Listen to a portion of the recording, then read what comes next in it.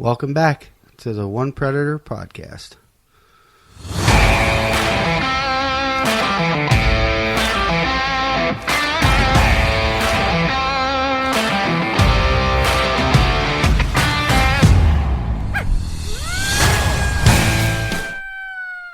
All right, another episode, One Predator podcast.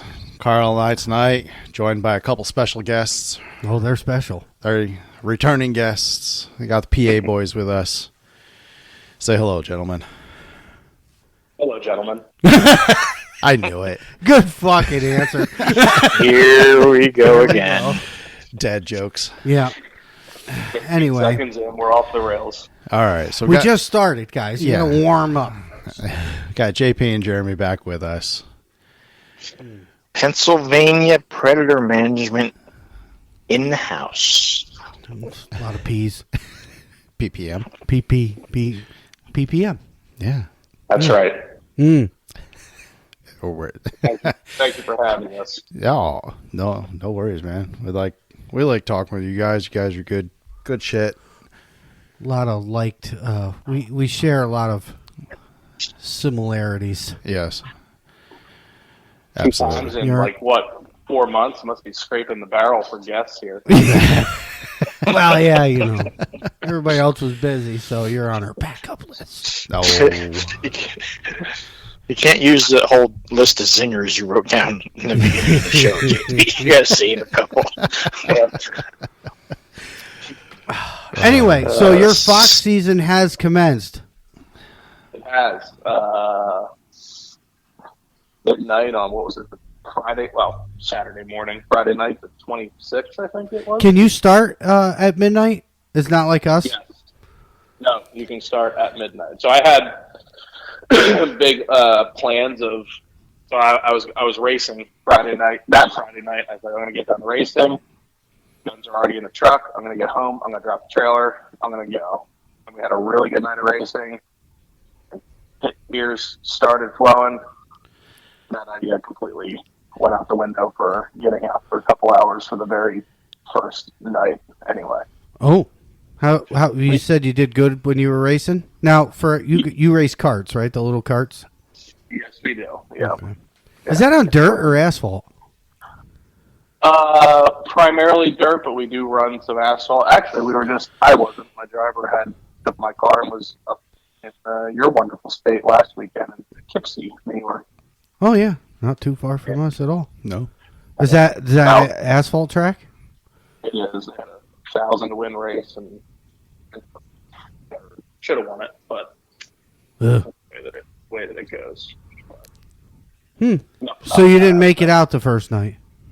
No, I did not. I did go out Saturday night. My buddy of mine that he runs. I think we talked about in the last show. He runs coon hounds. He's big into dogs. We usually try to go out the very first, night for fox, and they were moving pretty good. It's tough, I don't know about you guys, but everything that I have this year that was beans last year. Mostly everything is corn this year. Yep. And they're cutting it earlier. Like last year, they weren't cutting corn. They didn't start cutting corn until Thanksgiving. Really? This year they started cutting it earlier, but I still have a lot of spots that are standing corn. So we kind of had to hop around a little bit to get the spots that were huntable for that first night, but they're starting to come off at a pretty rapid pace now. I drive by some of the properties. It was slim pickings for a while. Yeah, I was talking to one of the. We're actually not hunting this particular farmer's property this year, but I was talking to him, and he hadn't started doing anything. We was having mechanical issues, but everybody's going late because the prices are down. And instead of them having to dry it, they're just leaving it out because they don't want to put a ton of money into it. So we have a ton of spots right now that have everything, beans and corn on right now that we can't.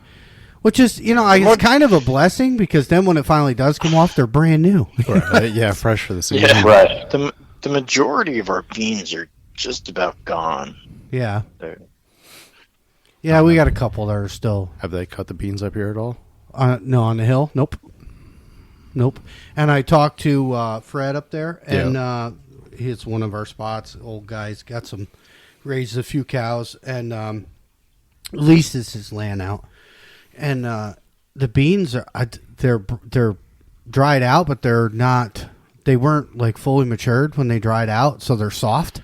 Oh, like you can literally pick them off the pod and squeeze them. They're not supposed to be like that. No, but they planted them so late that I don't think they were fully matured. So I think I don't know everything, but so I went over and tried, and he's 100% right. They're not going to be able to do shit with any of that stuff because that's horrible. So, a little off topic. How long do you think these guys are going to last? Well, that farm that's renting that property now, they don't need money. Oh, okay. That is a write-off. Oh. And they're not going anywhere. To me, if that was me up there, I would have jumped off the bridge. Well, yeah. Because it's a lot of money. Just in the seed. But here's the thing: is most likely they have crop insurance, and then everybody gets a hard on about this, right? Like farmers get paid for not producing anything, which is not the case. A lot of them are only 60 to 75% covered. So you don't get 100% of your money back. Right. But like I said, this farm, I don't know. I don't know what they're going to do with it. It's a mess. It's a mess. At least mow it, till it under. I don't know what they're going to do. They're an organic farm, so leave it till spring, and we just have to deal with it. The majority of it is fucking ragweed. Yeah. And it's I'll like be up there asking, can I bring my brush hog up here? Yeah, right. Flatten this out a little bit. Well, the one guy, Fred, I said something to him. I was like, you should have just rented the field to me. It would have been done and over with. And yeah, because he doesn't do crops and doesn't, they pay him, but like because he's from that background, he's like losing his mind over it. He's like, I just don't understand. I'm like, Fred, who cares, man? You're 80 years old. Yo. You know what I mean? Like. I was like, you got paid, so I mean, to hell with it. But we have a lot of spots that are still covered. I don't know shit about farming. When you got corn standing this late, I mean, it'll blow over eventually. Well, to me, as like a casual observer, I'm like, this shit has been dead for like 2 months now with how dry it is. Like, when they harvest it, say they harvest it this week, like, are they like deer corn? Like chicken feed? Like, it's all the same. They want it down around. Oh God, don't quote me. 17% moisture. You don't have to really dry it too much to store it. Otherwise, believe it or not, it'll ferment in there and rot. It'll still all go to the same places. I mean, that stuff is in our food. Right. That cow corn's in our. It doesn't really. I mean, they use it in everything. Yeah. Same thing, soy. Well, soy is in wire casing. So that's why mice always eat the wires in your fucking car. Because it's got soy in it. Sons of bitches. It's like, so it doesn't really matter. The only thing, the guy I was talking to, one of my other farmer friends, he's concerned because he's having technical issues with a brand new machine, which is, crazy. It'll blow over. Yeah. Because that stalk gets so dead and so dry. Oh, yeah. We get like last night when we were supposed to have those killer winds. Ridiculous. It would have flattened all that shit. Yeah. And then once it's down, it's fucking possible to get picked up once it's on the ground. But, we just really hope that I'm like, yeah, come on, hurry up. The other farm, the fruit farm vegetable farm we hunt, where I shot that one the other night, where I found the den. He had. Yeah, that was cool. Yeah, I've never found. I almost fell in that fucker. And I broke my leg. And he had stuff out there still too, but it is now. Oh, that's good. It is now all brush hogged off and smoothed out. So, because he picked sweet corn and had stalks still standing there, so we were limited there too. But it's all gone now. And right when I shot that dog, I spun around, stepped on a dried out zucchini, and think fucking coyote stopped dead in his tracks, looked at me, and I'm like, shit. It crunched, Yeah. But she didn't make it. Well, she made it to the truck, but I hate hunting cut corn. It's the worst. it's so loud. oh, dude. So loud. It's a pain in the ass to walk through. Yep. And, I mean, with fox anyway, not to like when I say it, I don't shoot a ton of fox. That's a bold-faced lie. They're so short that even Yeah. with the corn cut, it's still Hard to see as them. tall as they are. Oh, there was. It looks much better through a thermal, JP. Yeah, well, you know, I don't need to buy one. You got one for me. Yeah, right. True story. There was this one spot we were hunting with Rusty a couple times. Is cornfield, and like walking through it, like I was afraid I was going to stab myself in the foot. Yeah. Like step wrong. Well, that was chopped corn, so the stalks are actually it's a different. They're bigger. Yeah. So they're more Like a rigid. deadfall trap, basically, that you're stepping Yeah, on. I hate that shit too. It's like, and you're trying to step over them. Uh huh. So I always look for the trails from like where the chopper went through, and that's where I'll walk because a lot of that is knocked down. Because and then you got to skirt across it. But because stepping over, listen to us, bitch. Like I gotta poor rip my predator. leg. Oh, what the Yeah. Jesus! It's like, man, we 30 feet from the truck is a bitch. Yeah, right. That's a long way. And then when you got to drag coyotes out of that, and it's like yeah. dragging it through bars, and they're banging into it, yanking. Oh, listen to us, bitch. Bunch of crybaby predator hunters. Meh. Anyway, The one spot we went to Saturday night for fox opener, I went to my buddy's house and picked him up, and his neighbor, we had permission to hunt his farm, so we just usually hit that right there since I'm picking him up. And I got a trail camera there, like on the edge, in the woods, but on the edge of the field, and I texted him a couple days worth ago. I said, I see the farmer, my trail camera caught like a combine on the edge of the field. I'm like, perfect, that's going to be cut. We're going to hunt that Saturday night. And we go back there, and I was right. He had the combine out there, and he did one pass around the edge. Oh no. what is it, corn or just- beans? Corn. Okay. And like my camera caught the combine on the outer edge. He did one pass around, and I don't know. He determined it was too wet, or Yeah. again, I'm not a farmer. I don't know. And called it quits. So we had like a 30-yard wide strip to hunt, and we called it anyway. But A lot of times we'll do that to open it up to get the air in the field to dry it out, especially along the tree lines. yeah. Or he made the one pass and seen it was too wet, and like I said, it's not really worth a ton, so they don't want to put a ton in propane to dry it, so they're just leaving it, which is a risk, especially getting this late. Like I said, it will. I mean, if it dries out enough, and we get them storms, you're going to get nor'easters now, Yep. and that shit'll level it, and then you're really fucked. Which insurance covers that too. So, but. Anyway, we're Actually, not what here we- to talk about farming. Well, No, but if it weren't for the farmers, there'd be a lot less property that we had access to. Yeah, right. It's No, true. we, Very, very we true. appreciate them.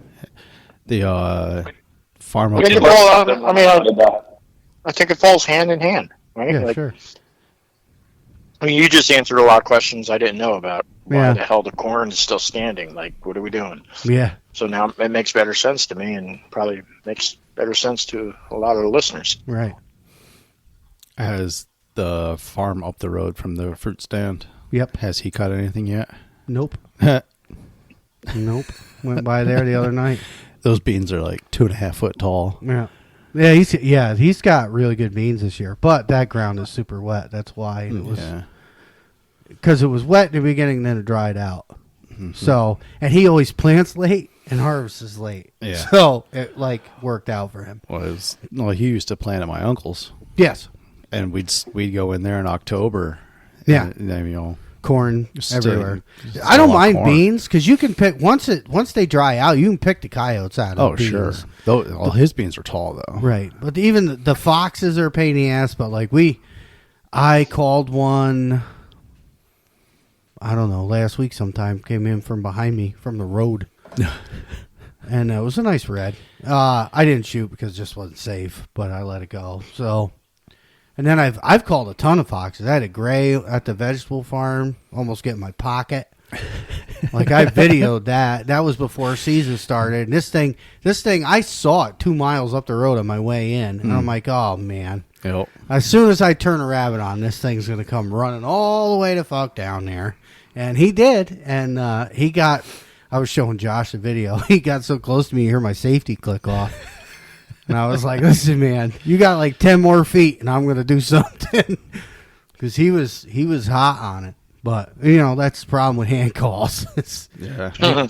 Yeah, but were you all excited like my 14-year-old when he clicks the safety off and it sounds like somebody threw a wrench against the toolbox? Yeah, it's like you can hear it in my video. It goes ting. Yeah. Right. But yeah, I was more excited watching because he ran in a long way, and I'm like watching him, and I'm like, oh, that's maybe it's got no, it's not. And once he got closer, I could tell, but he got really close. I mean, like and it was a beautiful gray. It really was. Mm. All these foxes get me all excited. Yeah. I mean, we see him, but we see him before season. Yeah, we do. We see him a lot before and after. Before Fox start. I've already called before season started. I called 5 or 6 foxes and 2 bobcats. Yeah, I haven't seen a bobcat yet this year. Yeah, I've seen a couple. You get out like 4 times as much as so I've been taking it easy this year. I don't know. I just kind of trying to give everybody. Well, I keep the spots fresh. Yeah. You know what I mean? Because I'll go out every fucking night. Oh, I know. But I'll sometimes even go to the same spots. Like if I don't hear nothing or get no responses, I'll go back. All right. I go back and I have responses. Yeah. So. I know. I get the texts at 1, 2 o'clock in the morning when I'm at work. Yeah. Dog down. Yeah. Yeah, son of a bitch. Yeah, I always wonder. I'm like, I know what he's thinking every time. This motherfucker. I just can't help it. It was nice out there. I can't. I don't blame you. If I could do it, I would. Listen, it sucks the next day. Let me tell you. Because then after I was only going to go 1. Yeah. So I stayed there because I shot the one. Another dog come from across the road. Never made it to me, but I stayed there for a while, seeing if it was circling, and never did. But I think there's a day shift job up right now. I can get Tuesday, Wednesday off. Well, that would be. Then we can hunt Mondays and Tuesday nights. Yeah, that'd be great. No, that would suck. But I don't think you could go back on days now. Well, maybe. I could. Yeah. We can do it. What do you mean? Yeah. I like night shift. It's quieter. Right now, I like night shift. It's probably more going on there in the yard during the day, and you probably don't want to be there. No. There's a lot of eyeballs on day shift. Yeah. So, if anyways. you guys can figure out the schedule, there'll be plenty more feel-good fox in Pennsylvania for you. Because JP has decided that he's going to be nicer and not shoot as many this year. Allegedly. Listen, I said I wasn't going out much. But if I'm out and a triple comes in and I got the opportunity, I'm not gonna be like, nah, I'll save you for the other guys. No, fuck that. They're all gonna die. I thought I was gonna get a double Tuesday night, so I stayed there. But anyway, so you guys have been out for fox. Yeah, we went out that opening Saturday night. We went to. I learned something, speaking about corn, that farm where I said that the farmer cut the outer edge like 1, maybe 2 passes. I've never really hunted or called a property with standing corn. So I thought, all right, well, it's the timber mountainside that comes down to like a meadow. And the meadow is where the corn's planted. Well, he cut, 2 strips, and then it was standing corn the rest of the way over. I thought, all right, well, I'll set up against the standing corn, get myself some backdrop cover. I put the call out, 30, 40 yards in front of me, 20 yards off the corn. And I thought, well, anything I call out is going to come out of the woods, or, I'm going to draw it up this meadow that's cut, where the corn's cut. And we're sitting there, and I'm calling, and then all of a sudden I look over, and 30 yards away, with its head popped out of the corn, staring right at the call, I see fox. I go, oh. It looks at the call, and I told my buddy that he could shoot it. He goes to get on the gun, and turns and goes back in the corn. I said, man, so that was a big fox. Yeah, well, just keep calling, see what happens. And then I switched to vocals. About 7-8 minutes later, here it comes out again, and here it was not a big fox. It was a pup.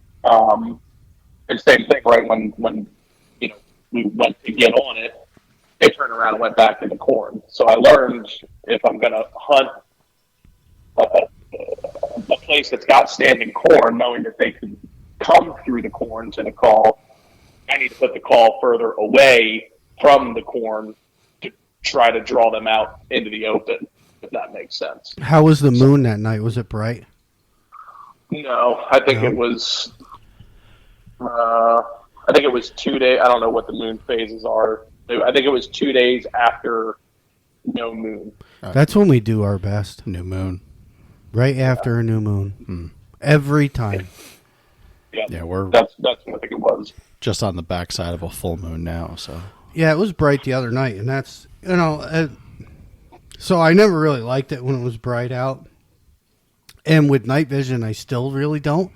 Because even if I put my, turn the sunlight feature on the scope, that helps. But like when you click your IR light on to see a distance, even if you zoom it, it's just so bright out that like it's I feel like it's harder to focus it to get a clearer image. I was having a hard time the other night. Like 400 or 500 yards out where that dog was coming from. Yeah. When you look through the thermal and saw it coming across that rye field, like it was 100% a coyote, but I was like trying to get like a good beat on it to see, how it was acting. Yeah. Like, was it looking back? Was it, did he have does he have a buddy with him? Was he smelling a lot? Was his nose hitting the air? I couldn't see any of that. I could just, and then when he hit the road and went north up the road, which was so weird. If anything, he should have came south to get the wind, but I don't know. He just didn't like it. Because that was right after I shot the one, and I was pup distressing at that point. And it just was like, nope. Maybe he's just wary of. Yep. It was like, nope, no way, I'm out. But I don't know if Josh has experienced it with the Spectrum, but I know like that scope gathers light so good that like on a full moon night or like a pretty full moon with a clear skies where it's bright out.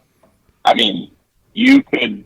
I mean, I don't because I like to just see everything. But I mean, I could have literally killed fox at 150 yards. Oh sure. With no IR light. Yeah. Oh, 100%. Yeah. The Pulsar's the same way. It's just, but I will tell you this: I think that the AGM is it's only a couple pixels off as far as between that and the C50, but it's super clear. Oh yeah.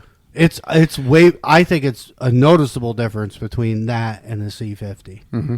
Oh, even today when I was shooting at the 100-yard target, I was. You hit them both, right? 102? Yep. Yeah. I zoomed like 100. I think I was at like 7 times zoom. Oh, yeah? And when I went to 200, I just cranked it up to 28. It was crystal clear. Really? Didn't get all pixelated and stuff? Not really. That's my next scope, man. As soon as JP decides to sell me one. Yeah.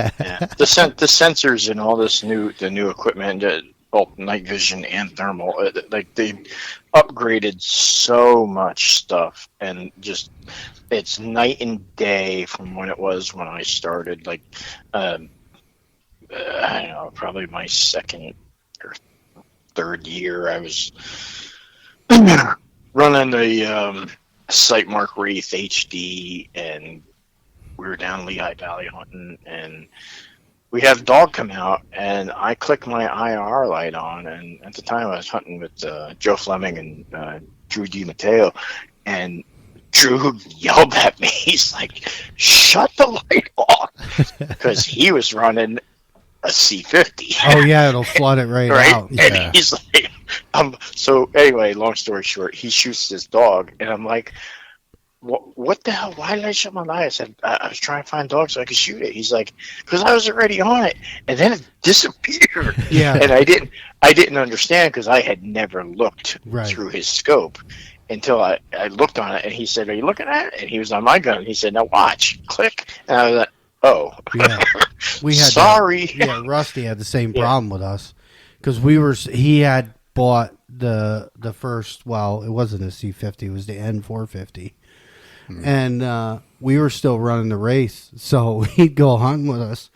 We turned the lights on. He was screwed. Yep. He couldn't see nothing because we had to run him so high. But Right, like 'cause I with will the, tell with you, the with Wraith, I was running a Coyote cannon at the time with a turbo bulb. yeah, I mean, you know what that does. Yeah. And Oh, yeah. at the time, I ran that thing full. I was maxed out. Oh yeah. And it worked. It was a great combination with that scope. It just was not great for other people. I'm going to tell you right now, I've put my Hyperion on my OG with my sight mark, and because I made sure it was on and everything, put new batteries in it, because I'm going to take it out. But the Hyperion lights with the Wraiths, oh my God, Yeah. way better than the Coyote camera. Sniper Hog did a video on Facebook 2 days ago talking about the lights. The yeah, difference they're all between turbo IR. all the Hyperions are turbo. Right. There is no one or the other no more. Nope, it's all Yeah. all the Hyperions. Yeah, are and turbos. I would challenge anybody out there running night vision to find another company that will answer their questions any time of the day. Oh yeah, Jason. Oh And yeah, Jason Brooks is amazing with his customer service, and to actually tell you, hey, I have tested all of my lights that are currently available with most of the night vision scopes that are currently available, and this is the one that works best for you. And if you want to buy it. If you don't, you don't. But he won't bullshit you. He's just, his customer service is so good. I was out in the middle of the field one night, and my mount for my IR light broke. And when we got back to the truck, I sent him a message. At the time, I didn't even have his cell phone number. I have his cell phone number now, and I sent him a message. And he answered. Jesus, dude, it was like 11:30 at night, Same. 12 o'clock, Same. and he answered right away and said, "Okay, I'll get you one out in the mail tomorrow." Yeah. And I'm like, "No, please don't. Send me 3." Yeah, right. Right? Because I had already broke one, so I didn't, shit happens. And it was my own fault. We say it all the time with them. Their I had customer stuff service torqued. is great. Oh, my God. You can't put... And not for nothing, I've run all the other lights. He's got the best lights on the market. Yep. He messaged me today, Carl, because he saw that I posted the Hyperion for sale, and he messaged me and said something like, hey, is there something wrong with it? Do you not like it? And I was like, no, I do. I said my OCD of having two 66 LRXs won't allow me to have my third one be a Hyperion. I can't do it. And, So you lied to him. yeah. You lied to him. You didn't tell him, no, I already sold it to Carl. I just wanted to post it again. Yeah, exactly. No. Well, no, when I texted, I said, are you interested in this? I had a backup. I already posted it just in case he didn't want it because, you got to strike while the iron's hot. But, he reached out to me and said, hey, are you, is there something wrong? Do you have my stuff? Are you not happy with it? Or, whatever. So, he pays attention to, Oh, sure. all that stuff and he cares. No, unfortunately, I got a smoking deal on it. You did, and you still can't figure out what they actually cost. You're still trying to figure that part out. Well, listen, new is one thing, okay? But used, I don't know what you did with that thing. You know what I mean? I don't want to know what. Everything that he has is new. Yeah. It didn't show up in the Sniper Hog box, though. I didn't buy it in a Sniper Hog box. That's why. I might have one here if you want me to send it to you. Though. No, I don't need the box. No? Oh, okay. No, Josh Make came sure. down today. He came down at lunchtime, shoot his gun a couple times, and actually was sitting here on the counter, and he saw that I had the other tail cap for it with the switch, and he's like, "Are you going to use this?" And I'm like, "Yeah, probably not. I don't know, probably not." And so I sold that to him for $50. So, I really made out. Yeah, Jason sells that for like 28. I really made out. So I appreciate the deal, JP, because I made some money back on the fucking deal. You didn't make a dime. I'm just buying my way to a Bobcat. That's all I'm doing. Well, I'm aware. New York Bobcat. Come on up. You can come right now. Get in the truck. Jeremy knows how to get here. Yeah. Well, soon enough, we have to do our joint adventure between New York and Pennsylvania. Yes. Well, see, the problem is Josh don't have any more sick days left because he used them all. Just quit and make new jobs every day. No. Yeah.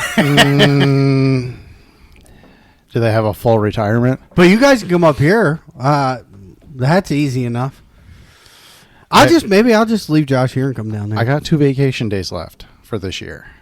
But we're almost to January, right? Yeah. We'll be Oh, close. is that when yours resets? Is January? Yeah. Oh, we got plenty of time. We're good. We don't even do our most serious hunt until January. But yeah, no, my vacation resets January 1st. So actually, probably by the time I get back to work on Saturday, the list will be to me. I'll have to pick for next year. They make you pick that far in advance? I have to pick a whole year. I'm at 3 weeks vacation. I have to pick 2. Oh, because you've been there so long. Right. Yeah, I don't have those. No, well, I would say, and Jeremy might disagree, and it would be a question for you guys too. I mean, I feel like we have our best, whether it's our best action or killing the most dogs, however you want to slice it, in like late December, January, February. No. nah, we're pretty consistent throughout the whole season, I think. Except March. Well, By then, they all fucking know us. well, yeah.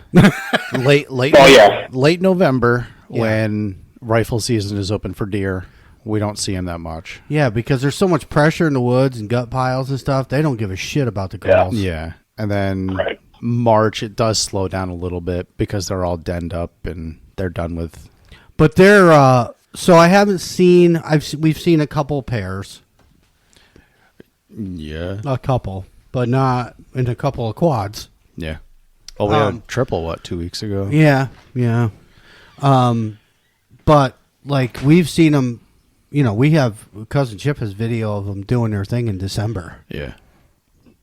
Yeah. So Not completely out of the realm of the time period. Well, I mean, it's early, but it's but like everybody see that we've talked about this with Brian. Everybody's like, oh, they breeding season is March or, and it's like February. Good. no, it depends on the cycle. You know what I mean? They don't all just like, oh shit, it's March, guys. We got to start fucking. You know what I mean? Like they don't. Yeah. They don't do that. We've actually seen them doing the deed. In it was like mid-December, and I was there. I was like, "Wow!" I was like, "Shoot that son of a bitch!" Well, let him finish first, and then get him. Yeah. And everybody walked off the stand. You stayed there and kept watching, and it got weird. Yeah, get that shit. No, don't make me out like that. Come on now. Yeah, well, that's kind of what we find. I mean, it's all season long, but I feel like we're more active and more consistent in that late December, January, February time frame. So you guys have gotten a couple foxes, right? With foxes, yeah, we killed. I killed 2. My buddy killed 1 in 2 times that we've been out. Yeah. I am at 0. I have not killed any for this season. I've missed more than I probably should, but That's the same with us this year. It's like it goes in cycles, I swear. Like this year, we'd be way higher up. I'd be at 6 right now if I hit everything I shot at. Yeah, and it's just, and even me, I'm not even doing that great. But it's like, Yeah, I don't know. They get in your head, you know. You get all fucking worked up. And if you don't get worked up, you shouldn't be hunting predators anyway. Yeah. We had a double. We called a double. Was it? Well, we didn't hunt last week. It was 2 weeks ago. Yeah. Because you were sick, then you were back, and then it was shit weather. We had rain. It rained and wind. We had a double come in, and I don't know. How far were they? 2. And I swore they were going to come. It started out as a double, and then I saw the third one come up out of the gut, and I thought they were still standing. They never sat. No. You know what I mean? So they were coming in, and I'm like, just a little, you know, let's just do an easy shot. Like, come on, just get a little closer. And those things just turned around, but it was bright that night, brighter, and they just didn't like it. And our dogs, like, you can't, like, you see these shows with these calls running, and these fucking coyotes, you know, run over. They don't run the call over here. They come out in the field, expose themselves. Where there's so many of them, and they just go out there in blue jeans at 1 o'clock in the afternoon. And Bluetooth cassette, a rabbit squeal, and they just come running the call over. When they break cover and come out, if they don't see, like, say we're doing a lone howl, if they come out and don't see a coyote standing there, they'll turn around and fucking leave. Yeah. They don't. So you got to have your shit together. So it's almost, and that's happened.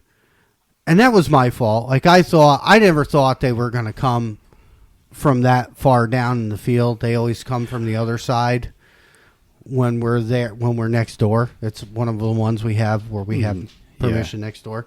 And so what I've noticed, what I've changed, now that when we have those brighter nights, and even the spots that we've hunted for a couple of years now, I'm not going to say that they remember everything, but they associate certain sounds with bad experiences, maybe. So you can't, like, go to our spots and play the same calls every night, or even every other week or every 3 weeks. Yeah, you know, you'll get them to respond, and they won't fucking move. Mm-hmm. And that's why, because they remember, because our track record hasn't been too good this year. So they might remember us. Yeah. So what I've been doing is I get, and it's a little tougher in a way, but I'll get closer to where I think they're going to come in. I mean, like, right, because my scanner's got a rangefinder on it. So when I'm walking in, I used to get like 400 yards from where their habitat is, and that's where I'd set up. And not lately. I've been getting right in there, 150 yards, and maybe not play the call or blow in the hand. This is another Brian thing, but don't blow them right out of their bed. You know what I mean? Like, I'll get in there and I'll hit them with some whimpers, real soft. And then if nothing responds, get a little louder. But I play it a little quieter and I get in a little closer, and it seems to be working because you just need them to break that cover. Just long. I mean, there's not many of our scope videos are doubles and triples 500 yards out running in on a string. Not going to happen. They're, showing up, 150 yards, break cover, stand there and look at you. Yep. And they might not sit, or they'll walk, they'll pace the tree line, right? Mm-hmm. And they'll go, back and forth, and then close to that cover. They know. They don't want to stick themselves out there too far. So I've been getting in closer. Yeah. Well, I mean, that's what, they say. If, you see on the forums all the time, people will say, I did this, and they, it's such a generic question. I called, they responded back, nothing came in. What did I do wrong? What should I do different? And, I mean, there's all kinds of reasons to why that scenario occurred, but a lot of the responses is get closer to them. Yeah. Come to you, go to them. The northeastern corner of the country, if it's not your night, it's not your night. Right. They're either there or they're not. I've said it before. We see some guys out in the plains and stuff that are just, racking numbers, 500, 600, 700, 800 dogs. That's never going to happen for us out here. No. And if you can come out to experience Northeast Pennsylvania, Southern and Central New York, and you can put any kind of numbers up shooting dogs, you're doing something right, because we are so overpressured. Oh yeah. With people that have experience, newbies, people that just go out and mess it up. And then I don't know so much about you guys, but up here we have a lot of amazing public land. But the problem with our public land is it's public. And I say that because you and I are out there trying to do stuff at night. Well, during the day, there's 150 guys beating up the same, 60 acres archery hunting, on top of all the people that are walking their dogs on the trails and exercising and riding bikes and pheasant hunting, because it's stocked with pheasant. And pheasants that don't leave the parking lot. Absolutely tore up. So if you can go in the Delaware Water Gap National Recreation Area between the beginning of archery season and we'll say April and shoot a dog, you are absolutely doing something right, because it is not easy. And then that's another reason that JP and I spend the money that we do, like, and you had mentioned it before, on different sounds from different manufacturers. Yep. We probably have all the big hitters. Now, we don't have everything, but we got MFK, Fox Pro, Tony Tebby, we got Boss, BFA. BFA and Boss. Like, we got them all, because guess what?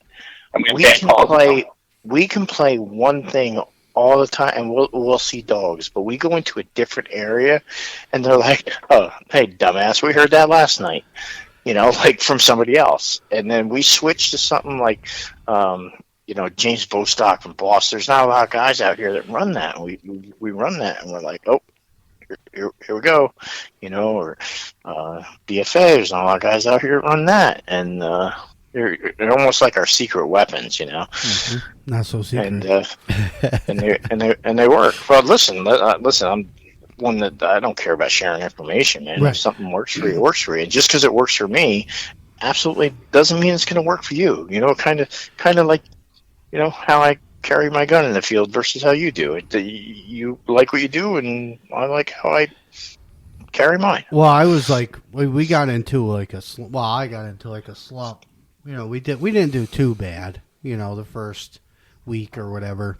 And me and Brian, we talk all the time. So I just picked his brain about it, and I said, what do you think? I hate the sound. I'm not complaining, but I'm having the same issue. I'm getting responses, but no shows. I'm moving. They still don't show. I can only move so far. I can't go in the woods with them. I'm not going to do that. So, and he was like, well, a lot of, especially here on my farm. And he's like, your farm, because, it's pressured. And he's not wrong. He suggested spreading out more. Like, drop 2 guys here at my house, 2 guys go all the way on the other side.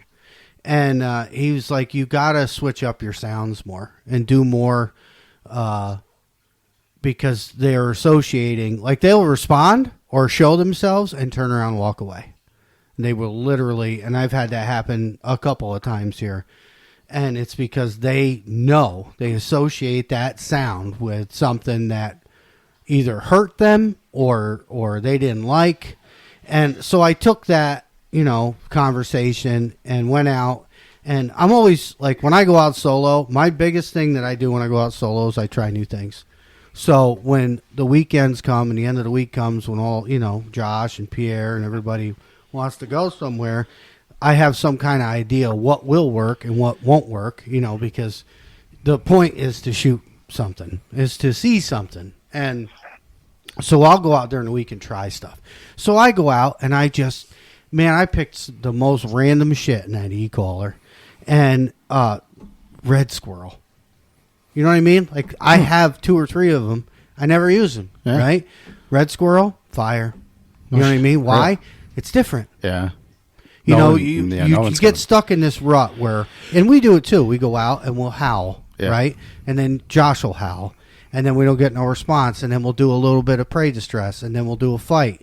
And we'll get more and more aggressive. Yes, but no. Right. So I try to, like the other night, I stayed super, I didn't get aggressive at all. I was welcoming. Just a shit ton. I did lone howls with both my callers. The new one that he made for me just now. And then my the horn dog, which the horn dog is fucking amazing. Like, it just sounds so good. And so I have those 2 hand calls, which they both have the same reed in them now. It's just a thicker reed. But my wooden call sounds more female than my horn howler. My horn howler, I can get deeper howls out of. But that's all I did was, not invitational, I don't want to say, just lone howls. If you listen to a lone howl, you know what I'm talking about. Yeah. They're different than an invitational howl. Well, it's like turkey hunting, right? If you go and call with a big boss Tom gobble, there's only 1 or maybe 2 birds in the vicinity that are willing to go try to kick his ass. Right. But if you go there with, something much more adolescent or juvenile, everybody's going to be able to whoop his ass, big and small. So when it comes to coyotes, it's the same thing. Whether we're not trying, we don't care about calling in a 50-pound coyote. I want to call in a 30-pound coyote as much as I do a 50-pound one, the submissive one, or the aggressive one. But if you go aggressive, you got to you're relying on the dog that's more aggressive to respond to it. Right. Yeah, so, right, exactly. So I've been doing that a lot, and it's been working. And I haven't really done any prey or any fights. My stands have been longer. I'm stretching my time out between calls. I'm sticking strictly with lone howls, even with the e-collar. Yeah.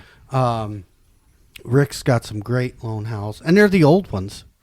There's nothing on my collar is really new, but I use both. So because I'm solo, so hand call, e-collar, hand collar, and it seems to be working.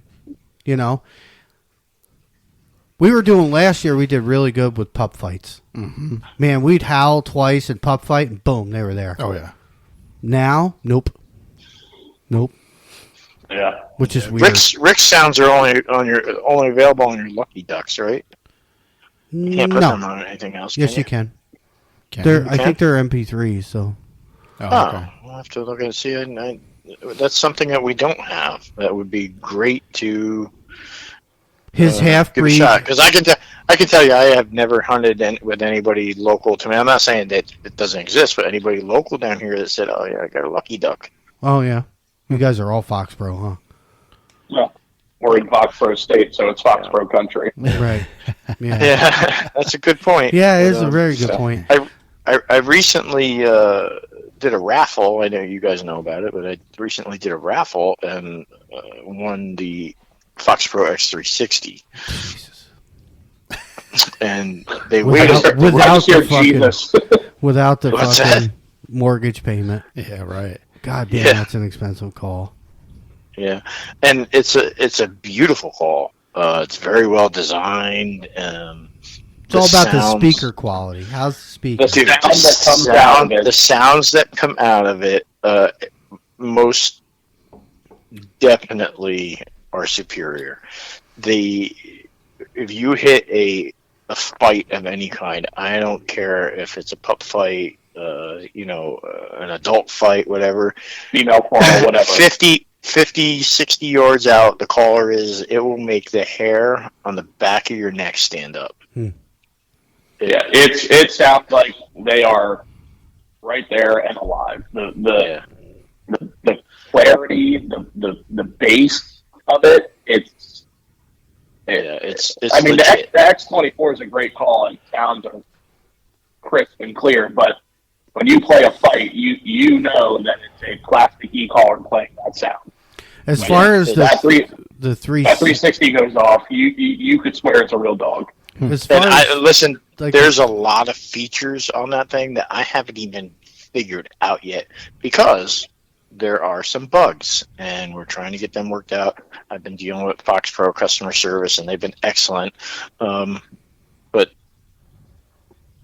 I'm sure once it's all figured out, it will be unstoppable.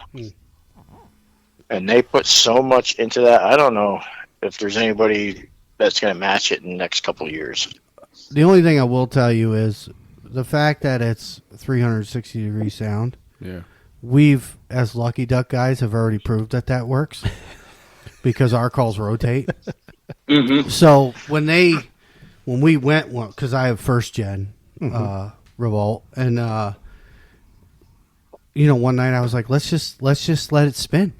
Let's just put a rabbit on or a woodpecker. Lucky Pecker is a great sound, and let it rotate. And that is to hear the difference when that thing, because it comes around and it hits the sound, hits you, and then goes out and away. It's unbelievable how it is. So like when Fox Pro came out with that, I'm like, huh. Yeah, I'm very impressed with it. Even JP. The first night we hung out with it, he was like, "That was intense and legit." And it is. It just the hair on our neck stood up, and you're standing there and you're scanning with your thermal, and you're looking around, waiting, see some movement or see something coming in, and that kicked in. Like it makes you jump a little bit and look like, where the hell did that come from? And you forget that it was your caller. That's how realistic it is. That happened to me the other night with a bark. That thing scared the shit out of me.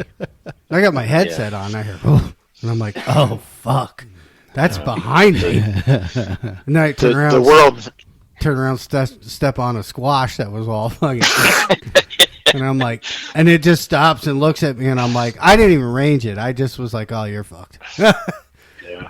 The world of predator hunting as we know it, I mean, it's changing. It's Sure. slowly changing, but there's so much more interest and participation and upgrades, and I upgraded both of my scopes this year, and it's stupid how much of a difference it is from the first time I went thermal. Yeah. Absolutely crazy. Yeah. Quick question I'm for JP. Have you done a software upgrade on the AGM? I did. How much of a pain in the ass was that? Wait, It's like our pole source? It's super easy to do. I love all the features that it gives you when you do upgrade it. Like it has the yellow palette. I don't use that. That's not really useful for me, but it converts all the ballistic calculator stuff from European units to Freedom units. Oh, nice. Freedom units. So that I'm a big fan of. I do not like the different reticle options it provides. If I'm being completely honest. That's a personal thing. Yeah. As far as doing it, no, it's super easy to do. You go on AGM's website, has like the step by step, and it's literally like 5 steps, and it's done in seconds. All right. You can't do that through the app on them? No, you got to plug it into the computer.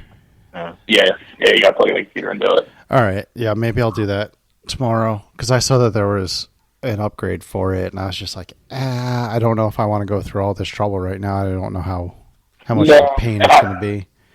And I wrote down all of my XY axis numbers. I was just going to say that. just in case. Oh, It doesn't wipe them out. That's a good point. But write them down just in case. And I did go to the range with it, having been sighted in on the old firmware, and then did the firmware update, and it's dead on. Okay. Excellent. Yeah, it doesn't change anything in that regard. So it's different than the it's nice. pulsars. We just do it on our app with the pulsars, and then Yeah. as soon as you fire the scope up, it's there. Yeah.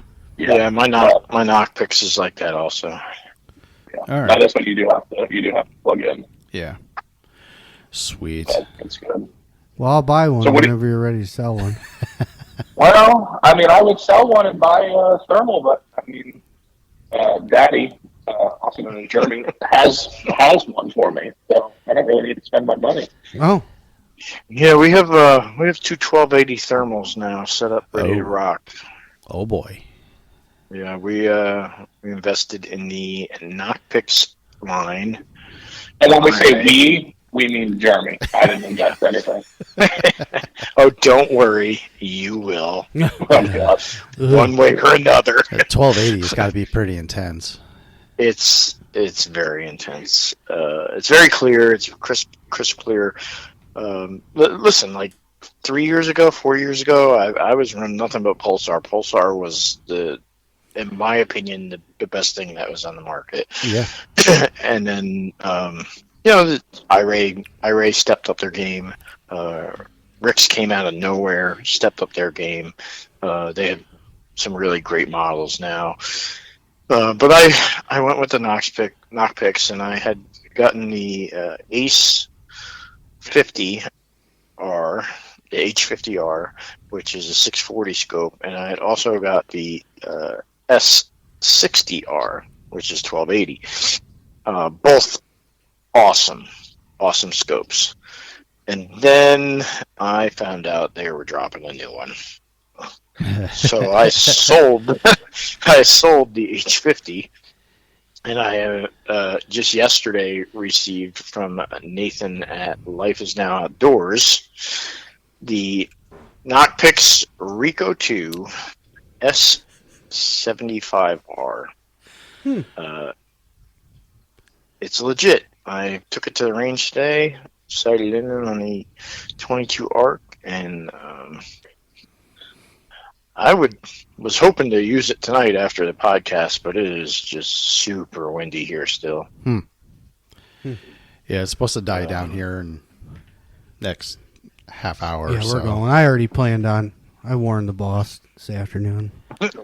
Warning the boss. I was like, but I'm going hunt. Oh, I was working on his log trailer, and I put landing gear on one of our equipment trailers, and I said, I'm going to be late tomorrow. yeah. I was like, But we the got scope to record, and then I'm hunting. Yeah, the scope conversation takes me back to what we were saying before about how far we came and the sensors sure. and everything. Oh, yeah, the technology is just leaps and bounds every year. I Seems to think get my better. my first thermal was, I don't know, man, it was like a sub 40 millikelvin or sub 40 net D, and now these things are like sub 15, sub 12. Both of mine are sub 15, but they're the way that they slice humidity and rain. Yeah. Is outrageous, and then they have these ultra clear modes on them now, which just makes them even better in shitty conditions. And they've almost taken the guesswork out of it with ballistic calculations and everything else. It's outrageous. And I know you guys have that on your night vision scopes now, like the AGM and the DNT both have it. Yeah. I only use it when they're out past 3. You gotta take your time, input all the information, and it's there. It does all the hard work for you. Yeah. If it's set up right, and you can't just set it up and say, "Oh, well, now I'm going to go." You got to test it. Sure. Go shoot 300, 400, 500 yards and see where you're at. Yep. And if you're not sure, send a message to somebody who does. Send a Facebook message to Freddie Frey. He's got it all figured out. And he's shooting the best caliber known to man. And why you gotta stroke his ego like that? Well, I'm just saying. Freddie also loves his 223, and he's whacking them 3, 400, 500 yards. Hear that, Stoliker? You know, He's like, oh, ain't no way we're gonna see it. Yeah, Freddie's running all Rick's products. You know, he's sponsored by them, but it doesn't matter. It's the way you set up your scope, and they're all the same, right? You just have to input all the information, make sure you got your scope height. That's very important, and you know, call JP and borrow his chronograph so you know how fast you're shooting. Yeah. Because it also makes a difference. Yep. I only use it on the DNT if they're out past 3. I'll turn it on just to see, you know, and then, but I'm so used to doing it myself and knowing what I'm shooting, you know, the best caliber ever created. I just know. I mean, do I miss? Yep. Yeah. Yep.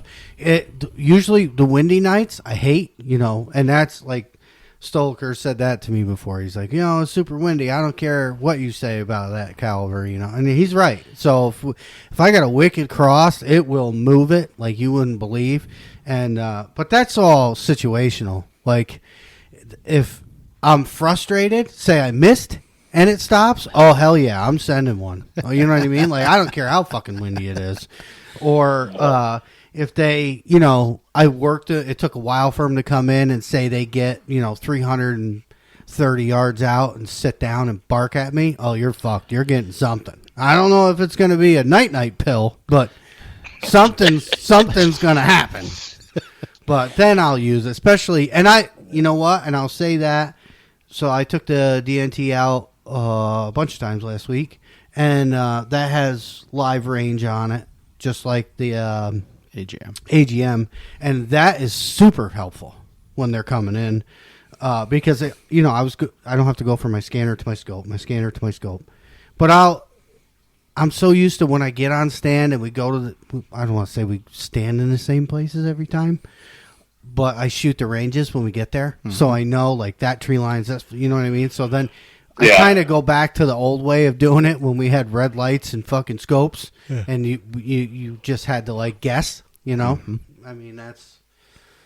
There was no so much guessing. You had to know your properties really good. Yep. Yeah, right? I call it guessing, but it's not guessing. Yeah. You know, I know this landmark's 150. I know this. You know, like you had to know, and then you got to come up your target to see where the fuck the landmark's at. Right.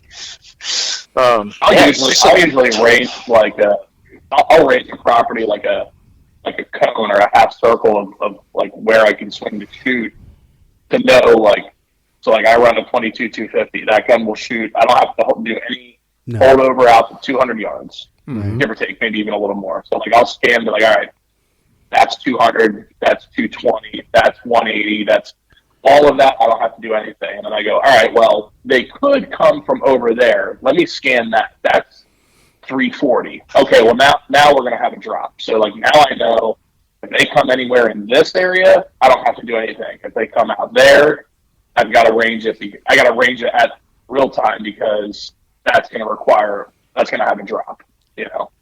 And I mean, I went out Saturday night with this little 17 rimfire, which it's a rimfire, so it's never going to shoot like a centerfire as far as drop. And I plugged a Fox at 202 yards. Not that that's very far, but for a rimfire, oh sure, that's far. There's, it's not like hold it dead on and just pull the trigger. And I worked with it at the range. I had crowded it. I had input all the data. I think it was like 5.1 inches is what it said when I ranged it. I hit it. It dropped the second reticle down, and I plugged it right where I was aiming. What caliber is your rimfire? It's a 17 WSM. Oh, okay. Super. That's Fox caliber, just like you for 223. That's Fox caliber. Best rimfire known to man. I have yet to own one. I love my HMR. Right. So that's. You want to buy another one? I have another one. No, I got one. Well, the WSM gives you more. Yeah, more velocity fast, and I mean this thing's shooting almost like 3,100 feet per second. Yeah, because there's spots that we can totally use that. You know, where it's not because we are not suppressed. Right. So, blowing people out of their beds in the middle of the night, not physically, but with the sound, there's definitely some spots we could use that. To where our people get out of bed from our callers. Yeah. Fuck you guys. Cheaters. But JP said, the velocity, like that's a big game changer. And I know you love your 223, Carl. It's just not a fast round. Like I run 22 250 and I run 22 arc. My 22 250 is that what Stoller calls his Magnum, right? Yeah, 22 arc. Yeah. Yeah. I got Magnums too, but they're not for guns. Yeah. Oh boy. Jeez. But my 22 250 is running 3,600 feet per second. 3615 on average. And then the 22 arcs 3,200. I'm not a total believer in fast when it comes to coyotes. It's not the fast; it's how long it takes to drop. Well, so okay, touche. Right? I'm running. I think my 22 250, I run a 62 yard zero. My 22 arc, I run a 100 yard zero. And I know that with either gun, from 50 yards to 300, 250, 300, I'm putting the crosshairs on it and pulling the trigger because the drop is insignificant on a kill box. It is. Right? We took a coyote and measured it one day with the different grains. It's really not that much. No, it's not. I mean, if you're in a kill box, especially on a front-facing shot, right? If they're sitting down, chest facing you, not game my over. favorite. I love them. I love them. I'm gonna hit you somewhere. But if I miss, if I don't hit that dog, it was not the gun. No. It was me. Oh, that's why I checked. That's why I shot today. I was like, it's got to be me. I know the gun is on, so I shot today. Gun's on. 100 yards, 200 yards, 2 shots each. Hit both targets. Yeah, there's no 300-yard target out there. So both of those guns, I know that 300 yards. I'm put the crosshairs on it and pulling the trigger. It's and I not can't always say that cut and dry though. I can't say. I can't say. Listen, oh yeah, for sure, we found that out. But I can't say that I have a 223 too. That's where I started off with coyote hunting, and I can't say that for my 223. Yeah. But that's not always cut and dry too, because you're talking ballistics and machine, right? The people part of it, the equation is. So, like we were saying, like we always have our nights where we get, everybody gets excited when something's coming in, especially when there's more than one, especially when they're far out, and the anticipation of them coming in, like, should I stop calling? Should I do this? Should I do that? Should I, you know what I mean? You do all these things are going through your head. Am I gonna beat Josh off the fire? You know what I mean? Like, is it? I'm watching him, making sure he's staying on my side, so I don't have to. I can totally take it, or if it's on his side and I can still take it. I'm gonna. Don't look at me like that. I'm just fucking with you. Didn't even make a face. Yeah, but I mean, like Carl, what's your on your 223? What's your adjustment for a 300-yard shot? I mean, it's like 15 inches, 14 inches. Yeah, it's right? Oh God, 13. God, you're putting me on the spot, and I can't remember. I'd have to look. It is something. You know better than an inch or two doesn't matter. Yeah, so I mean, like, when a 300-yard plate is out here, I'll hold. Yeah, like, it's hard in the picture-in-picture. It's easier to decipher, but I'll hold depending on my cross. So my left or right, 12, 13 inches above. Yeah. Now let me ask you this: on your and I'm asking because I spent all this stupid money on thermals, on your AGMs and your DNTs, do you have the option to create custom reticles where you can set that up? No, not that I know of. I don't think so. See, I can do that with the knock picks. I can create a custom reticle. For each range? Yeah, so I have the ability to create the reticle. So the MOA lines that would be on a reticle? Yes. Mm-hmm. I can create them and move them to where I want. So I could set one for 100 yards, 200 yards, 300 Well, yards, that's 400 really yards. fucking cheating. Wow. Yeah, that's Hey, it's for that much money, so it's I'm almost gonna like cheat. almost like a bow sight where you have Multiple pins. Correct. multiple pins. Right. Yeah, absolutely. That's a great way to explain it. Okay. But then they're there the whole time. The scope's on them, right? If you choose that reticle, correct. Right. Hmm. Yeah. See, with the So AGM, like I don't know about the DNC, but the AGM, you range it, and whatever the drop is, it drops down a second reticle. Yes, that's what Yeah. mine does too. Yeah. Oh yeah. So For the ballistics I have that. calculator. I have that option, or I have the option to only have a single reticle. But when I, hit the ballistics calculation and set it, it will move my single reticle to where I should aim, and then it will show me in a little box what my adjustment is. Right. Which I like more than having the second reticle. I want to shoot them when they're close. Or 200's my money shot, man. Yeah. That's where I want to be. Well, And like I What's know the how closest big you've they shot are. one? Closest I've shot one? Yeah. Oh, well, we talking just Yeah, we talked about this. just coyote or foxes? Coyote. 50 yards. Yeah. Fox, oh my God. Oh my You God. just smack one with the butt of the gun.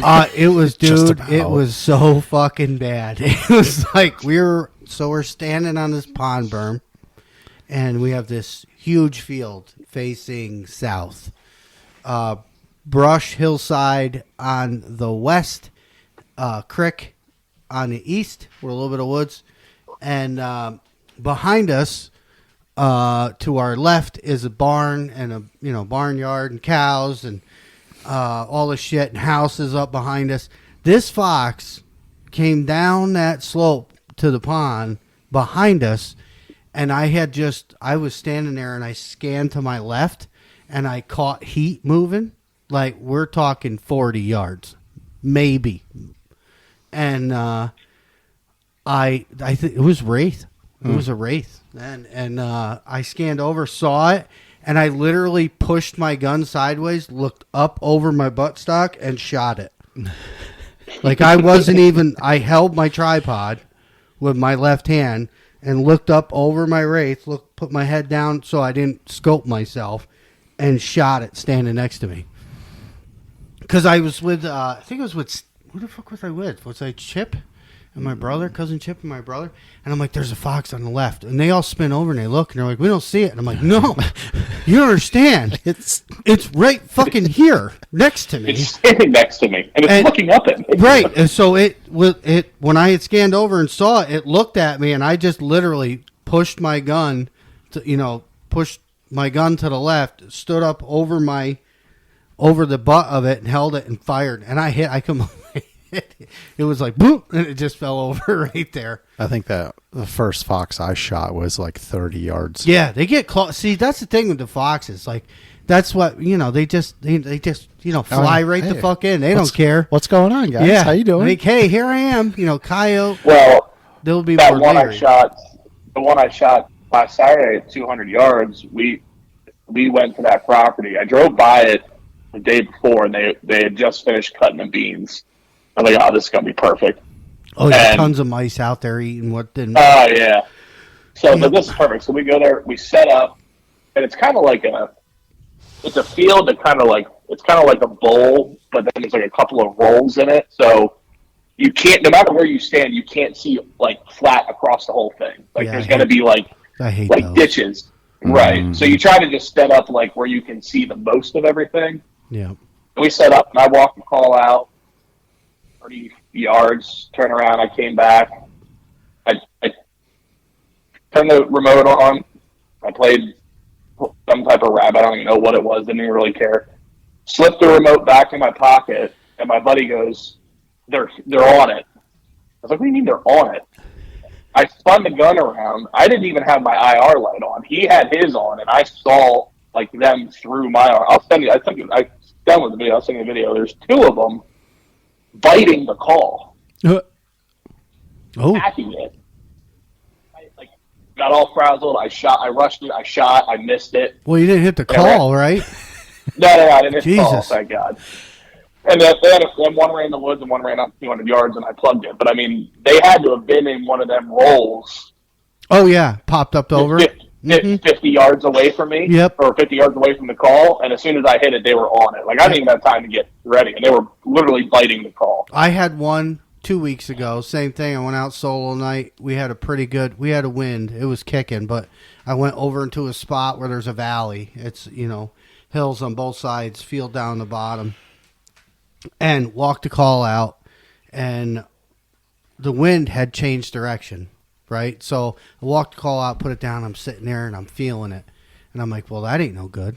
So I walk back out, get the call, move it the other side of me, and I'm standing there, and I literally, and this was a rabbit, I turned a rabbit on, and I dropped my remote in my chest pack, and there was before I could let my remote go, I had my scanner in my hand, right? So I'm scanning, and I drop, and there's a fucking coyote standing there.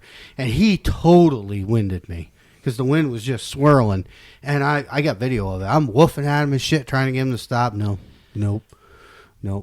But that's how it was. He must have been right there. Mm-hmm. He must have been, like, I literally pushed the button, looked, coyote. And I'm like, holy shit. Yeah. That first one I ever killed was the same way. Yeah, first one I ever killed, it was I set out the call, played the rabbit, and not 15 seconds later, a double came running in straight into our wind, like running straight at us, wind blowing right towards them. Yeah, fox will do that, but we've seen them get leery with wind too. Yeah, they don't do it. I mean, I don't want to say they never, wind you and run off because they have with us before, but they're more. They seem to care less. Right. I guess that's what I'm trying to say. Yeah. Yeah, you can definitely get away with more with fox. They're super fun. Feel good. And feel good fox. Feel good fox. Which I want to bring up two things before we get any further out here. I've been using the tripod. I'm the only one that's using it. Everybody else is still getting plates and all that stuff. Consumer review. Let's hear it. I'm going to tell you right now that you're going to hate this. If you're about to tell me that your bog is no different than this, I'm hanging up. My Infinite is lighter than the two vets, 100%. But the ball head that I have on the two vets, vets, that's because the Infinite has a plastic ball head on it. This sounds like a you problem. No, you can hold them both, and the proof is in the pudding, man. So don't get all offensive. Jesus Christ, calm down. All right. No, it's defensive. Or because we told you what ball head to order. So I ordered the one you picked. That is the one I picked. It was. You don't like it? No. Oh, well, send it to me. Okay. No, I like the tripod. The ball head's a little different. And I'm warming up to it. I've been using it quite a bit now. I probably can already tell you why you don't like it. Are you using both? So there's a big knob and a smaller knob. Right. So the big knob is the ball. The small knob is also the ball. The small knob is the fine adjustment. Right. So if you take that big knob and you snug it down just to where you can move it around, then you can take that small knob and put the tension on it to where the gun will not move. But when you need to move it, right, all you need to do is get on it. And so once I got that set, I don't think there's a better ball head on the market than that D-Lo 55. So that's what I was going to say. Once I got it tuned like that, where I could move it and figured out the knobs, right, and got it tuned, I do like it. I like it a lot. Is it more stable than the Infinite? Yes. The feet on it are better. I like the fact that it extends higher than the Infinite. So in certain situations, when we're on slopes, it's fantastic for that. I like all that stuff. So I do like it. I do like it a lot. But I like my Infinite too. I'm not saying that one's better than the other. I think they both have their place. For certain guns, the 2 Vets is 100% better. Like the chassis gun, 100%. Because it's a heavier built tripod. It's stabler, like more stable than the Infinite. So like I use one for the other. You know what I'm saying? And are you running the Arca rail with that, or are you still Yes. trying to run a clamp? No, Yeah. everything it's is Arca converted now. It's a game changer. I will. Okay, so I have something for this too. Yeah, I think it's just something you gotta get used to. So you got to get used to, like, so you guys, but Attaching it. yeah, in a rush. Yeah. In a rush. So here's the biggest to do it. the biggest thing that's going to One change side for in. you. Yeah. What's that? Hook one, when you're in the field, the best way I found to do it in the dark, quick, is level your ball head, so it's sitting there level when you get out of the truck, or when you get on the stand, and then I hook one side of the Arca into the ball head, and then drop the other side down in. Yeah. So I'm getting used to it. At first, like there was a couple nights we were running and gunning, and I couldn't get that fucking thing in there for nothing. And I was like, man, these guys tell me to use this thing as a piece of shit. I'm like, I can't, like, with a call me crazy, but a clamp. We when I got hate it too. We were just trying to fuck you up. right, like when I'm running and gunning with a clamp, that clamp is open, man. You just drop that fucker in, spin it a couple times, you're going to work. You're not there. I'm there with like fucking flashlight, like trying to, and that's the key thing. When you get out and set it up say you're getting your shit together. Now, not everybody carries their gun in on their tripod. Some of us, okay, so sometimes I do, sometimes I don't. Depends on the stand and where we're going and how far we're walking. But when I get out of the truck and open it and set it down, I level the fucking ball head right there. So, and loosen the screw all the way up. So that way, when we're going out there, if we jump something, I'm getting better at it. It's like, quirks that you got to learn it. Is it like a clamp? 100% fucking easier, user friendly. I'm sorry. But the stability, I like the Arca for that. Mm-hmm. I like I said, the 2 Vets is heavier. I like the longer legs when you need it to be. They adjust, kind of the same as my Infinite. They're a twist lock, so on the fly you can reach down, grab one, drop one leg if you have to, or extend a leg out, because all this shit happens. Are you still running a clamp on the Infinite? No. Oh, so you converted that over to? Yep, everything is. Well, I was trying to drop weight because I'm tired of carrying shit. Like everything is heavy, like call bag. So I have the clamp on that bog is heavy. Yeah, even the Infinite. So like the aluminum clamp on the old bogs, that fucking thing's like carrying a goddamn D8 around with you. The Infinite's a touch lighter and slimmed down. You can tell just by the design of the clamp. It's thinner. It's lighter but still heavy. So I like the Arca for that. The thing, if you're gonna switch to Arca, it just takes time to get, like you said, level your ball head when you get out of the truck. And if you're going to carry your tripod and you have to deploy it quick, same thing. Drop the one side in, let the other side go. As long as it's level, it'll go in. And it's gotten better for me. The other thing I want to talk about that you guys turned me on to was the chest pack. Midgets? No. Oh, yeah. Chest pack. No, the V2. Sorry, wrong podcast. Wrong podcast. That's for the After Dark. The V2 chest pack. So I was on the fence. I'm going to be 100% honest. I told you guys I was buying a new chest pack. I was either the V2 or the Elder Shock. Ebelerstock. Whatever, however the Edelbrock. fuck you say it. The Edelbrock, the carburetor one.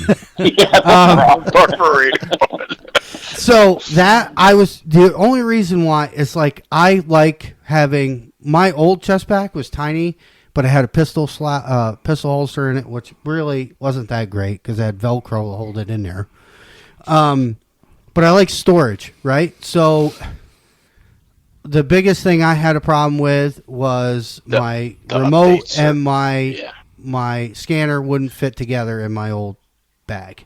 It was a pain in the ass. You had to really jam them in there. So No problem with that. the V2, no problem at all. No problem with that. Nathan did, and this is was it 1, 2, 3? This is the third, right? JP is third version. Yeah, that's out now. Yeah.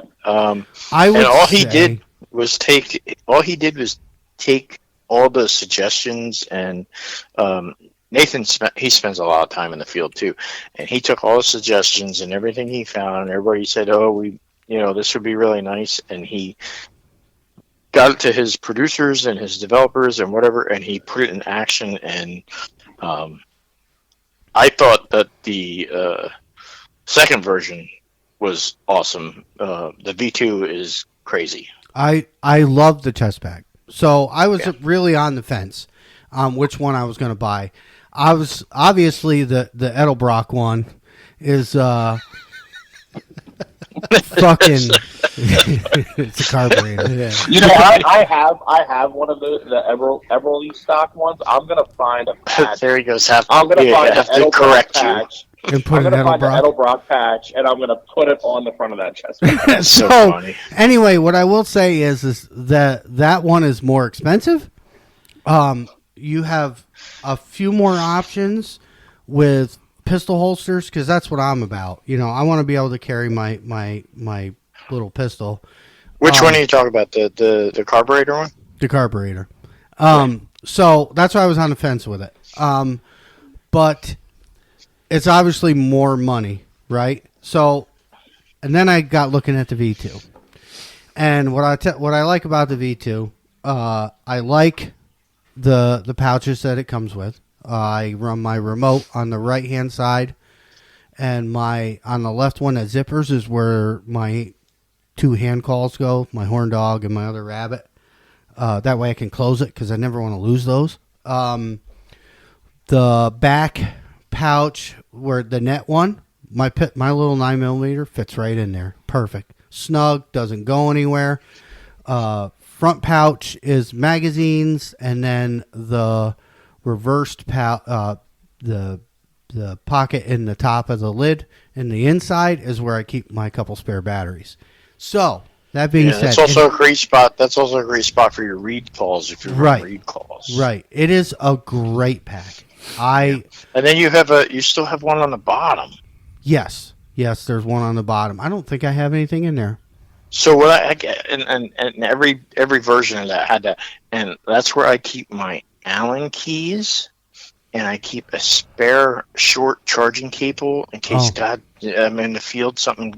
Yep. Because I run external batteries on all my shit, and shit happens, right? Mm-hmm. Like so I have a cable in there. I have my Allen keys if I got to tighten something up, and I keep 4 spare batteries in there for my remote caller, my caller remote. Oh god! Because this is where you guys got to run your hand calls because your batteries never die in those.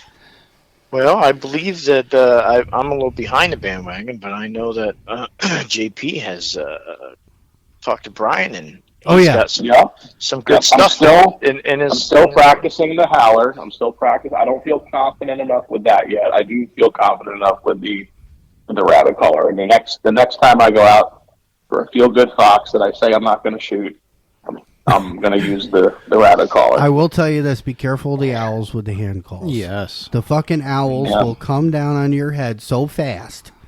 I had one was doing maverick shit the other night. Flew right at my scope. Like I saw heat out in the field, and I'm like, ooh. And I hopped down on my rifle, and I catch it. Well, this son of a... He was going right at the nose. That fucking owl came right up my scope, and I felt the wind when he went past me. He got to my rifle and just keeled off and banked out to the right. And I was like, holy, and that's from that rabbit call. Mm-hmm. Like, you have to be aware. And go ahead. Yeah, so. Technical difficulties. Sorry. Yeah. This may sound weird for a second there. Josh needs a shot of something now. His shit just went dead, and to look at his face, holy fuck. I got to stop touching things. Don't put your hands in your goddamn pockets. Put them in your Are you pockets. Facebooking again while we're doing So, this? anyways, but back to the chest packs. If you are looking for a chest pack, it's a great pack. I have one thing that I do not like. Well, I don't want to say I don't like it. I dislike it a little. The clips for the straps are fucking tiny. Which straps are you talking The ones that about? go over your back. The straps. The straps. Oh, those, yeah. Shoulder straps. They are now on my County 6 pack. They're like 2.5 inches wide. They're fucking big. So like when you got gloves on and shit, if you got to unstrap, just throw your gloves on the fucking ground. Don't even, because those clips are small. That's the only thing I don't like. I do like that you can adjust them on the fly. Like, so depending on what shirt or what. Yeah, grab them or Yep, rip. whatever coat. Like if it's warm and I wear a sweatshirt, it's obviously going to sit different than when if I wear my hunting coat. And you can just literally grab them and zip. And, it's super. That is the best part. I just wish the clips were bigger. But other than that, I love the chest pack. I really do. I'm glad I picked it. The only downfall to having a ton of storage is that motherfucker got heavy. Yeah. So Get light somewhere. It in one is- place and Yeah. heavy in another. yeah, it's a catch-22. Yeah. I mean, it's just the way it is. But I was like, man, I have all this storage, like my remote here. What I found, I had that same problem even with my first version. Same issue you just said, being heavy. And I found that if I adjusted the shoulder straps so that sat higher on my body, Yep. like tucked pretty much under my neck, 100%. it was way better. And I like the lid. Okay, so as predator hunters, It's awesome. the Awesome. lid, and like Josh's, he's got an Edelbrock, and it folds open forward. But mine's 100%. I just like ours folds forward, but it's got magnets and it's got slits in it where it literally folds forward and tucks back into itself. That's what mine does too. Oh, it does? Yep. Oh, yeah. So you don't have like a big now- fucking thing hanging out in front of you. You know what I mean? It's Yeah, magnetic and closed. that was and then when you flip it over, Yep, it's got that was magnets another on them. upgrade too. Yeah, I like that a lot. I love the pack. I really do. I wish the clips were a little bigger And that- because for our sausage Yeah, finger and- hands and shit. But The magnets were another thing that Nathan upgraded on that too, because I don't think I was the first one. JP and I were like, man, like the lid wasn't snapping shut, right, or it would pop open on us on the original version, right, like the original pack.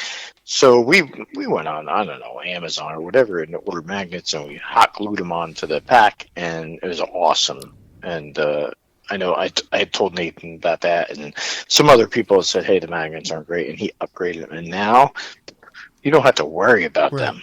Like, they're awesome. I love they the hold pack. it shut, and it's not going to open unless you open it. And that is so like when And then when you flip it back up, right.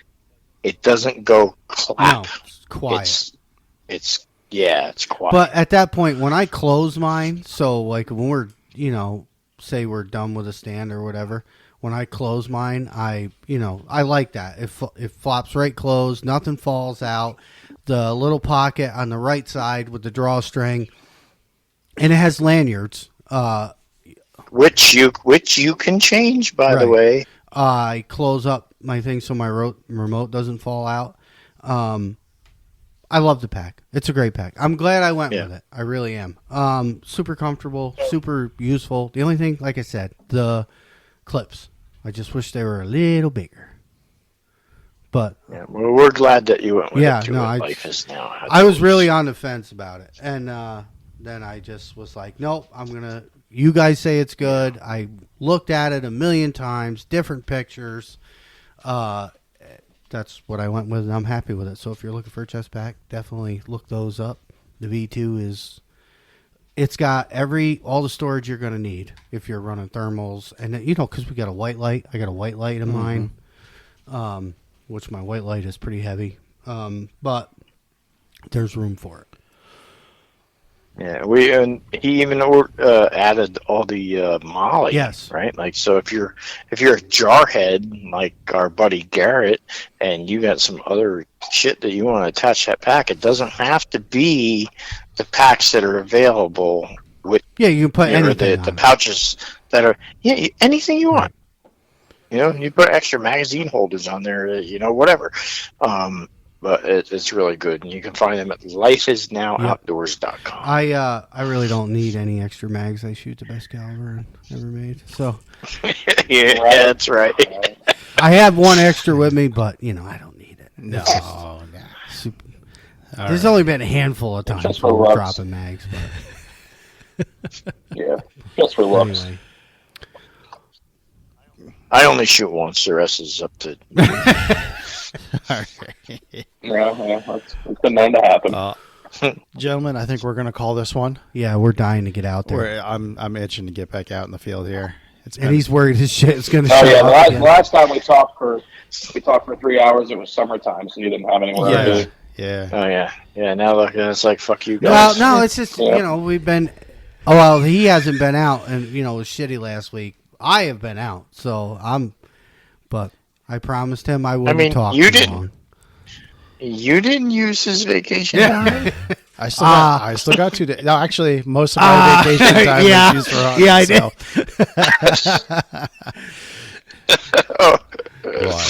All right, well, guys, thank you for having us. Yeah, always a good time. We and, love talking to you guys. Yeah. Let's make some plans. we We need got to do some that. shit on the calendar here. So I will drive up to the Albany area anytime you want.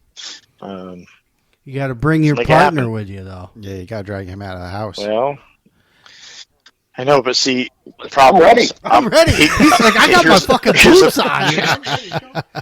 Here's the problem. Is I'm sitting here looking at the fucking guns and the chest pack. I'm ready. Let's go. I already told him that I had to sleep in that rest area on the way home, so he knows he's going to have to drive. Oh. That's Other 2 all of right. you, so you won't have to sleep. Yeah. That's right. So, anyway, gentlemen, thank you very much. We Yeah. will just hang out, and we'll finish up, and we'll talk right after this. All right, so All right. Thanks, guys. Thanks, guys. Merch. We Yes. got the merch. The link is on the website. It's on the website and the Facebook page. onepredatorhunts.com.